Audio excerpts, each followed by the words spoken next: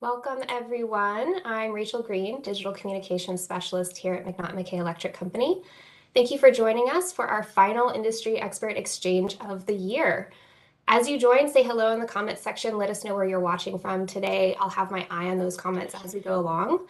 And feel free to ask questions anytime throughout the session. There's no need to wait for a Q&A portion at the end. We will answer your questions in real time. Now, if you have a question we can't get to today, or if you're watching this as a recording, you can always reach out to us at macandmaclive@mc-nc.com. That email address is in the description of this video, and I'll repeat it again at the end of our session. This month's topic is digital procurement. Before we jump in, let's take a minute to meet our panelists. I'm going to ask you all to introduce yourselves. We'll go around the screen. If you can give your name, your area of expertise, and where you're joining us from today. Let's start with Cecilia. Hi, my name is Cecilia Madden. I am the Corporate Director of Marketing and Digital Technology for McNaughton-McKay, and I'm joining from Norcross, Georgia. Great. Kristine? Hello, Kristine Koscielniak, e-commerce project manager, and I'm basically oversee the user experience and the enhancement on our website, and I'm joining from Madison Heights, Michigan. Great. Denny, you want to go next? My name's Denny Weiss. I am a senior project manager. I handle our digital procurement integrations, and I'm in Toledo, Ohio today. Excellent. And last but not least, Zack. I'm Zack Whitt. I'm the SRX specialist, so I handle anything on the software side of SRX, and I am coming today from beautiful Columbus, Ohio. Wonderful. Great representation across our regions here. Let's go ahead and jump into today's topic. So Cecilia, digital procurement is maybe not a super familiar term for a lot of folks. Can you talk to us a little bit about what it is and how it relates to our discussion today? Sure. I think, digital procurement gets a little bit confusing sometimes, right? I think we try to think of digital procurement as interactions or ways that we digitally collaborate with others. And that could be suppliers, partners, internally with our own employees, or with our customers. I think for today, we're going to focus on how we interact in the various avenues that we can digitally connect with our customers. And we do that sort of individually, like as you as a user or with you as a company. So there's different types of digital collaboration that we have available. But I think there's sometimes a misunderstanding that digital procurement is solely referring to like a sales transaction or buying behavior. And we try to take that away and look at it more as trying to solve a business need. I think that's some of the difference that you look at when you see B2C, where it's just about buying activity, versus B2B when we're talking about helping our customers solve their business problems. Great. Kristine, I'll direct this next question to you. What is the difference between B2C and B2B e-commerce? I know we hear those terms a lot. We do. So just a literal definition of B2C is business to consumer, and then B2B is business to business. And as a distributor, we are focused mainly on the B2B aspect of that. And when you think about B2C, in our personal lives, we don't label it as B2C. We just label it as our personal shopping experiences. And over the past several years, for a personal shopping experience, you have many options. You do a Google search, for example. You have the specific brands that you're loyal to, Apple being one of them. They have a big brand following. And you just kind of have your own personal spend and input. You have your own budget. You can decide what you want to spend on a purchase as a consumer instead of a business. And you have your own timeline. So you have options in terms of a product or item that you're buying, whereas B2B, you have accountability in that, and you have timelines that you need to stick to. You sometimes need to make sure that you have specific products or services that you need to find and purchase. So there's a longer buying process. There's more stakeholders. It's not just ourselves searching on a website to buy a sweater or a phone. It's more, I need these products, these specific products, and I need them within this time frame. and there's certain budgets that you have to accommodate for, and that is what brings on a longer buying process in general. And then you also need to have that support from your business partner in terms of customer service to help, push that process along with engineering, inside sales, account managers, and those resources. Kristine, would you say that B2C and B2B are very similar up to a certain point, but B2B has to go that much further because of the additional requirements? I'd say the only similarities at its core is there's something that needs to be located, whether it's a solution or an item.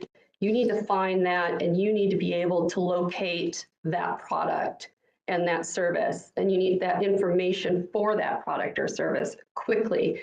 So the main piece of that is make it easy, make it informative, and make it accurate. I think that's where the similarities are mainly. Zeroing in on that B2B experience, we've seen a lot of changes in the e-commerce experience over the years. What are some of the biggest changes, and what have customers come to expect from a B2B e-commerce experience now? I'll direct this question to Cecilia.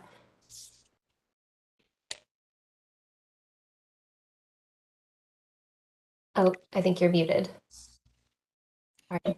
We talk a lot about the similarities, I think, and the differences really revolve around their day-to-day business lives. It's a business transaction, a business decision, a business connection. And things around search are very different. Like they have different needs around search, like Kristine talked about, where you're narrowing in a specific part number or a specific type of product that matches with another component you have to attach to. I think the biggest, maybe similarity is we're seeing the crossover of the expectation of the user experience. Like Kristine talked about, you go and you search for a phone and you expect to have that what you see is what you get experience. I've searched for it, it's shown me things that are related. And that is one of the biggest similarities that we're really seeing. And I think that transformation had already started to happen pre-pandemic, but it's really escalated that user experience expectation post-pandemic. And especially now as we're all sort of navigating this period of supply chain challenges, having that information in front of you readily and having that very similar user experience has become an expectation. It's made it more important for us as an organization to really listen and learn and innovate the tool sets and the processes that we have available to our customers, like our web offering, for example, on a much quicker timetable than we've ever had to do before. And I know we've made a lot of changes to our own website this year, including updating our e-commerce experience. What are some of the new features that customers can expect to see when they log into our new platform? We did more than double the self-service features available on the website for logged in users. So we do offer the ability to expedite, the ability to potentially cancel something if another option is available on a shorter timeline. We also offer the ability to initiate a return online. You can see our available inventory as well, your specific pricing. You can go into your order history, and you'll actually see updated expected ship dates on those line items, which is a huge gain. And you'll also have third-party tracking links available for shipments that have gone out. I know, one of the goals with the website is to answer as many questions as possible for our customers, because they don't just work 8 to 5, they work, longer hours, different hours of the day. And we want to make sure that if they need an answer, that we can supply that online whenever possible. So there's the ability to download spec sheets, which we've had previously, but all the other self-service features that could help a customer get to the answer faster when they need it is essentially what we've built out more on this website, the enhanced website. I think we also added more things around training and search in general. Search is a big topic, right? It's primarily how our customers find either products or information. So making sure that we built out the search mechanism to include the content and the resources that we have available to help answer those questions. And then also to make sure that all of that was accessible across a variety of devices. We talked about mobile and not only making sure our site was responsive for mobile so that you could move between using your phone out in the field, but building out a mobile app that it really focused on our customers that were in the field. Speaking of that mobile app, what would you say are some of the most exciting features in that mobile app for our customers? Kristine, I'll direct this question to you. Yes, we're excited about our mobile app. It allows our customers to connect with us on the go, is what we'd like to say, at any time. So they can connect via chat directly from the icon on the home screen. They can log in to their online account profile and search the website, browse. They can scan a barcode to quickly pull up that product on our website, and they can access training, they can access the services. And just in general, a lot of the features that we have on our website, we want to make sure we could have quick access to that from our mobile app to continue that communication and experience. Yeah, the mobile app features I thought were really effective because the customers I've talked to, in the old time, you make a phone call and have to wait for that call back. Now they have a number of ways to reach us. In some ways, off hours. It's more of an integration and a partnership than just a phone call and fill in an order, and that's a big deal. It's a big support thing. So I was really impressed by that. That's great. Yeah, absolutely. So shifting gears a little bit from talking about how individuals connect with us, how are some ways that customers are looking to connect their systems with us digitally? Well, Yeah. the primary way that we do this digitally is what's called punch out. And punch out is basically their back-end procurement systems to making a secure digital connection to our website. Once they're there, they're basically on our website. The only real difference is when they're prepared to check out, instead of using a card to buy, they pull that list back into their ERP, where they can handle that order, according to their procedures. That's important because the big things that customers have said they want from us is efficiency. In the old days, they would type out a rec, type out an order, send it to us, they'd get it back, then they'd have to type it again, and that's just time consuming. And with staffing shortages and stuff, that gets difficult. With a punch out process, they would go to our website, click the items they want, it pulls it back into their system. They click a button to approve it, and if they've integrated to that point, the order gets sent back, and they really don't type a part number ever in that process. So that's the primary way. I mean, obviously the traditional methods are, just go to the website and, much like what Kristine had been talking about. And then there's, there's procurement portals. There's a variety of them out there that help them organize their spend and stuff. And those portals will sometimes use punch out as well to do their integrations with us. We support all of it. If you have interest in that, just, contact your account managers, and we can make that sort of thing happen for you. Great. Yeah. Cecilia, was there anything you wanted to add to that regarding punch out or procurement portal requests? No, I think it's just that every customer is different, right? And their needs are different, and we have to be able to sort of pivot to their needs, and that's what all of these various digital tools do, right? We talk about the efficiencies and the staffing challenges that a lot of our customers have right now. So those efficiencies are really driving these decisions a lot more, and us being flexible. Benny talks about punch out. We also have some other ways that we're connecting with our customers around inventory, for example. Absolutely. And that's a great segue into our next segment here. Zack, we're going to talk to you a little bit about this. We've talked about how customers will connect with us individually and through their systems. Are there tools or services that can help with specific areas like inventory management?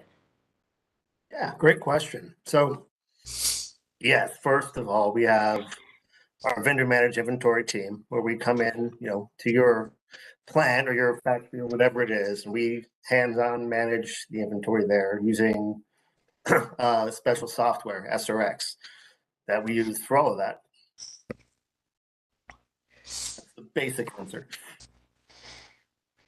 And SRX, is that storeroom logics? Is that another term for storeroom logics? Correct. Sorry. Yes, it's storeroom logics. Awesome. So you're basically handling their parts bins and what have you, managing those for them. Yep. We go in, make sure you have what you need when you need it. Excellent. And what are some of the benefits of using SRX besides, having what you need just when you need it? So it gives you full visibility into the process. Traditionally, you don't really get to see anything. You just know that we're there taking care of it. But when you have storeroom logics, you get to see every part of the process. You get to see what your current on-hand inventory levels are, your min-maxes.